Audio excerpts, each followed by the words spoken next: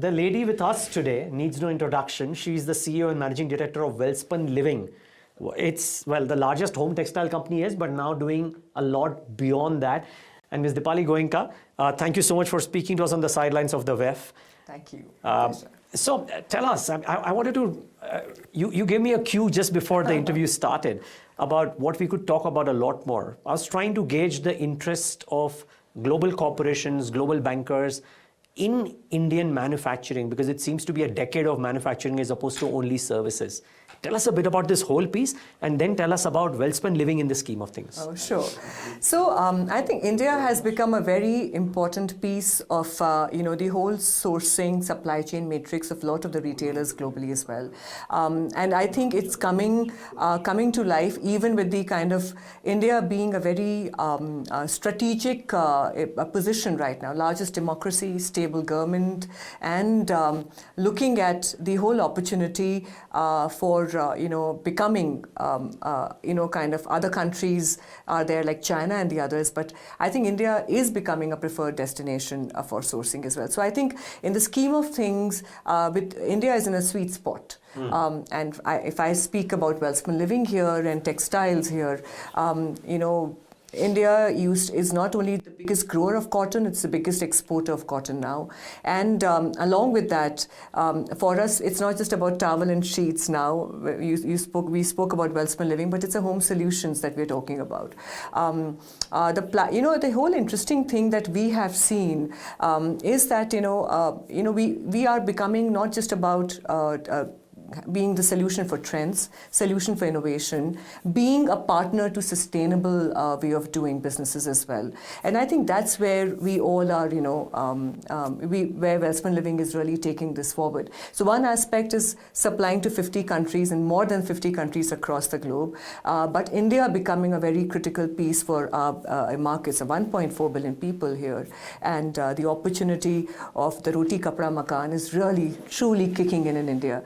And I think that's where we see a great opportunity, from towel, sheets, rugs, carpets, and flooring as well. Interesting. So I was speaking to the IKEA management yesterday, and they said that they want to make more in India, for India, and for the world. So that's my question to the global companies. To a large Indian company, my question would be, are people coming and telling you, in some fashion you told this to me, but are people coming and telling you that, hey, you're doing X, why don't you do Y and Z as well? So you're doing steel, do you do pots and pans and cutlery as well? Is that happening? Yeah, that's on the lighter side, yes. That's something that people are talking about, because I think people want to source out of India. And I mean, we've seen the phones getting outsourced, the Apple, working in India, the chips being made in India. I think people want to look at the whole supply chain from India. Toys, if it is toys as well. So yes, that's becoming a very interesting way of looking at India as a country and becoming the sourcing destination. You get into toys as well? We are not. It's a part of home living, so for every house, you need to, if you have a kid, you need to have toys. Okay, what's impressed you most thus far about conversations at the WEF currently? And I believe you have a slew of meetings today at the Congress Center where we are at, which is why we couldn't do outdoors. Yeah. Also, it's very cold. But what is it? What are the kind of conversations that you've lined up for yourself with your clients, with prospective other clients, what have you? The interesting thing that I've seen today, so sustainability really is the bedrock of the conversations that's happening. But the important, and sustainability at that, we're talking about the scope 3. That's something that's really a really interesting conversation that we've seen. The other is the AI and the ML. So I think that's a very interesting bit. And I think if I talk about us, and I talk about Welspun Living here, I think imagine the whole point of sales, what is the kind of predictive analytics that the consumer is going to buy, or after 3 months, whether, somewhere in North India, what is she going to pick up, or whether what is the next interesting product or next interesting price that the consumer is going to talk about. I think the whole thing is about experiences, and I think AI ML could be interestingly really looking at a lot of things, whether it's the cotton that you can predict the kind of the forecast and what it could be like, to what the consumer is going to buy, or the consumer experience. I think so that's something that it's going to be very relevant for me. But I think that's I think a very important conversation that everybody's talking about here. It's found its way into your do's and don'ts regularly already? It already has, actually, for me and for us at Welspun. I think when you talk about the sustainability piece and the scope 3, our machines have a way of, they're connected to, we measure our indexes of how much steam are we going to, we are generating, and how we have to control that. And it's all through Industry 4.0, and there's a towel counting mechanism that we have, because it also is, the industrial fatigue that a blue collar goes through. It's all AI ML generated. We got an ASCOM award for that as well. So this is all finding its way inside our manufacturing. Apart from that, it also will find its way into the consumer experiences as well. Got it. Okay. A couple of issues, if you will. One, because you're such a large exporter and the world growth seems to be kind of faltering, is that a worry? Part one for 2024. Part two, on the cost front as well, the unpredictabilities. While Evergrande was a blockage, Red Sea isn't a blockage per se, but is that increasing costs for companies such as yours, and how are you dealing with it? So the world is very dynamic. The whole economy that we're talking about globally is we're in a very interesting space right now. And I have always told you that, when I talk about us as Welspun and about the businesses globally, I think United States of America has been a very resilient market. And I've always reinstated that.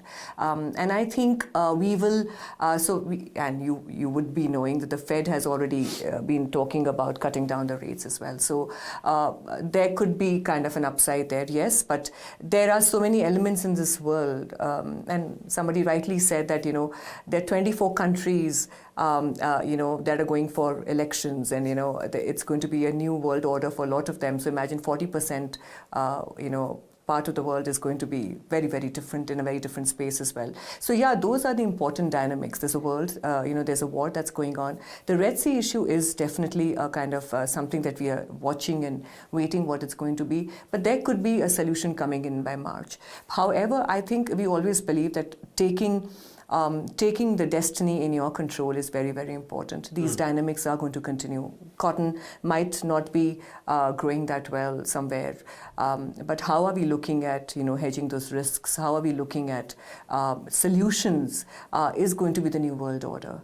Believe me, the world has changed post-COVID, and it's not going to be the same ever. So can I assume that it's difficult to kind of nail it down to what's the quantum of impact that disruptions like the geopolitics or Red Sea has on if not a quarterly, then a half-yearly basis? Is it difficult to point it down?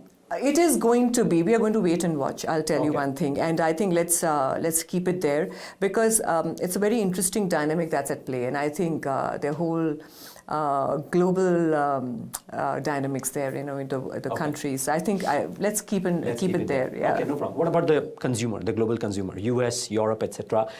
Is that going to be a worry, or are you hopeful? I always feel look at the worry or look at the opportunity.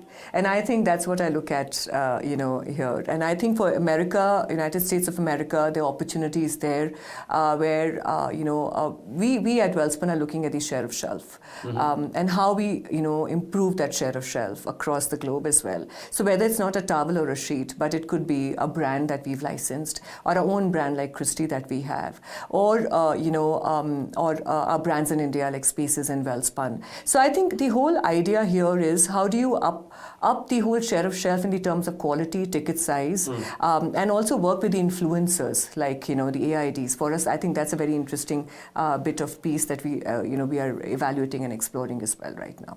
Okay, one last thing before we wrap up. We're at the start of 2024. What is something new that one can expect from you? I mean, the name change was something new for me when I first heard about it sometime last year.